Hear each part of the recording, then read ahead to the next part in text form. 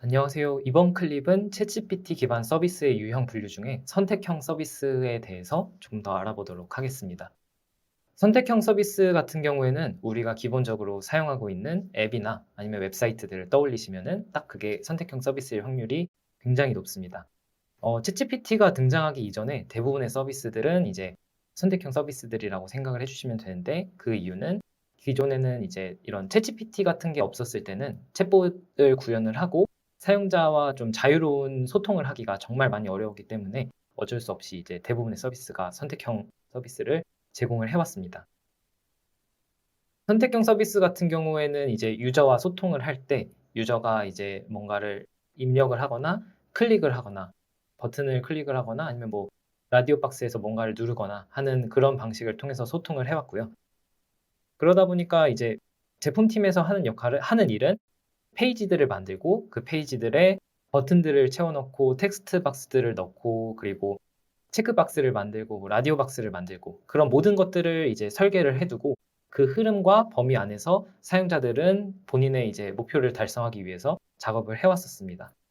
그러다 보니까 이제 어떤 업무를 해야 한다고 할 때 사용자들은 이제 어떻게 해야 되냐면은 서비스에 접속을 한 다음에 그 다음에 내가 원하는 것을 찾기 위한 페이지를 들어가고 그 다음에 버튼을 누르고 텍스트 박스나 뭐 폼에 뭔가를 채워넣고 그 다음에 선택을 하고 이런 것들을 순서대로 수행을 해서 목표들을 달성을 해왔습니다.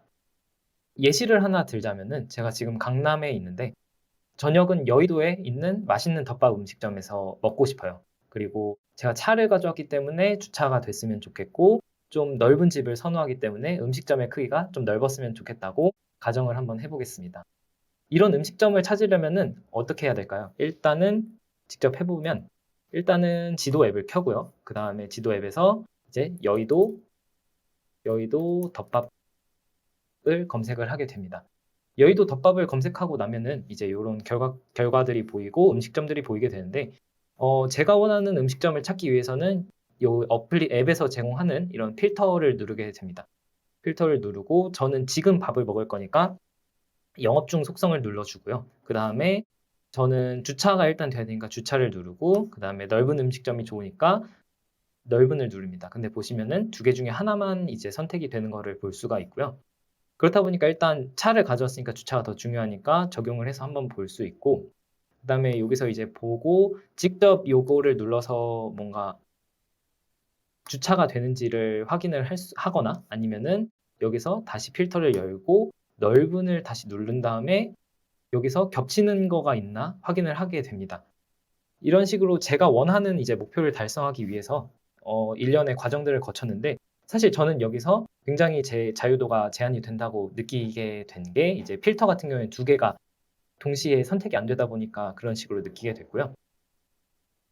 대신에 이제 제품팀에서는 이런 식으로 제안을 했을 때 얻을 수 있는 거는 사용자가 뭘 할지 이제 뻔히 알고 있고 그 다음에 사용자가 움직일 수 있는 범위도 어느 정도 한정이 되어 있기 때문에 사용자의 행동 패턴을 규격화하거나 예측하거나 아니면 분석하기가 굉장히 쉬워지긴 합니다. 대신에 뭐 사용자는 조금 불편함을 느낄 수 있긴 하죠. 그동안은 이제 대부분 서비스가 이런 식으로 작동을 해왔다고 말씀을 드렸는데 생성형 인공지능 서비스들도 되게 비슷하거든요. 그래서 예시를 일단 몇 개를 보여드리도록 하겠습니다. 제가 네 가지 이제 네 개의 예시들을 준비를 했는데 첫 번째는 이제 생성형 인공지능 분야에서 텍스트를 생성해주는 서비스를 하나 찾았습니다. 위튼이 요즘 뭐 유명하고 텍스트 생성 분야도 많이 하고 하니까 뭐 간단하게 한번 살펴보면은 여기서 보시면 이제 툴이라는 기능 중에서 이제 블로그 포스팅을 보시게 되면은 제가 포스팅 주제를 입력을 하고 그 다음에 카테고리를 누른 다음에 자동 생성을 하면은 실제로 이제 글들이 생성되게 됩니다. 하지만 사실 저는 포스팅 주제만 뿐만 아니라 아까 그 제가 원했던 주차도 되고 좀 넓은 집을 원했었기 때문에 뭔가 그런 부분을 채워 넣으려면은 이제 뭔가 다시 서비스 팀한테 제안을 해서 뭐 이런 태그도 넣어주세요. 뭔가 이런 식으로 제 자유도가 제한되는 그런 단점들이 있습니다. 한번 실제로 가볍게 사용을 해보도록 하겠습니다. 여기서 보시면은 뭐 여의도 덮밥 맛집 그리고 생활 쇼핑 노하우를 하고 그 다음에 생성을 누르게 되면은 이제 제품팀에서 설계해둔 이런 텍스트 박스와 그 다음에 뭐 체크 박스, 그 다음에 생성 버튼을 누름으로써 이런 결과값들을 얻게 되고요. 이것들을 결과값을 누르고 이제 본론을 작성하기 위해서는 다음 단계로를 누르게 됩니다. 그다음에 뭐 이런 서론을 기반으로 다음 것들을 이제 본론을 생성을 하게 되는 그런 일련의 과정을 거치게 됩니다. 이렇게 선택 기반으로 한 프로세스를 따라서 하는 것들을 선택형 서비스라고 생각을 하면 될 것 같고, 그 다음에 두 번째로 볼 예시는 이제 미드전이라고 해서 이미지 쪽에서 굉장히 유명했던 생성형 인공지능 서비스입니다. 뭐 워낙에 큰 이슈였다 보니까 다들 한 번쯤은 들어보셨을 거라고 생각을 해서 마찬가지로 가볍게 그냥 보고 넘어가는 정도로만 하도록 하겠습니다. 뭐 사용자가 이렇게 프롬프트를 입력을 하게 되면은 기본적으로 여기 보면 Creation of Cosmos 뭐 그다음에 쭉 있네요. 이런 식으로 사용자가 프롬프트를 입력을 하게 되면은 미드저니가 4장의 사진을 제공을 하고요. 그 중에서 마음에 드는 게 있다면은 아래 이제 여기 U1, U2, U3, U4, V1, V2, V3, V4 이제 버튼 중에서 뭔가를 눌러서 다음 단계를 이어나갈 수 있게 됩니다. U1 같은 경우는 이제 화질을 좋게 하는 업스케일이라고 생각을 해주시면 될 것 같고, 뭐 V1 같은 경우에는 베리에이션, 좀 사진을 다른 형식으로 바꿀 때 이제 눌러보게 됩니다. 여전히 이제 버튼들을 기반으로 직접 보면은 여전히 이제 버튼들을 기반으로 하기 때문에 제가 행동할 수 있는 범위는 한정이 되어 있고, 이분 같은 경우에는 이제 여기 베리에이션 중에 하나를 눌러서 이 사진을 가지고 어떤 식으로 베리에이션을 할 건지 또 선택을 할 수 있게 됩니다. 그래서 뭐 많이 바꿀 건지 아니면 미묘하게 바꿀 건지 사진을 줌아웃 할 건지 아니면 뭔가 이게 마음에 드는지 뭔가 이런 식으로 이제 제품과 사용자가 정해진 규격과 정해진 약속 내에서만 선택을 통해서 소통을 하게 됩니다. 그 다음에 볼 거는 이제 선택형 서비스 중에 생성형 인공지능 서비스 중에 텍스트 투 스피치라고 해서 오디오를 생성하는 그런 생성형 서비스가 있고, 이것도 마찬가지로 선택형 서비스가 현재는 대부분입니다. 그래서 보시게 되면은 여기 이제 제가 목소리 합성을 위해서 세팅즈에서는 벨라를 한번 골라볼게요. 벨라라는 사람을 선택을 할 수 있고, 뭔가 파라미터가 있어서 이런 걸 왔다 갔다 할 수 있고, 그 다음에 뭔가 이제 또 얼만큼 명료하게 말할 건지도 이제 왔다 갔다 할 수 있게 됩니다. 그래서 요거를 왔다 갔다 하게 한 다음에 이제 제가 뭐 하이 벨라 이런 내용을 치게 되면은 What's your name? Is your name? 뭐 이런 거를 치게 되면은 이제 생성형 인공지능이 Hi Bella, what is your name? 이런 식으로 제가 입력한 텍스트와 이런 선택한 값들에 따라서 결과 값들을 제공을 하게 됩니다.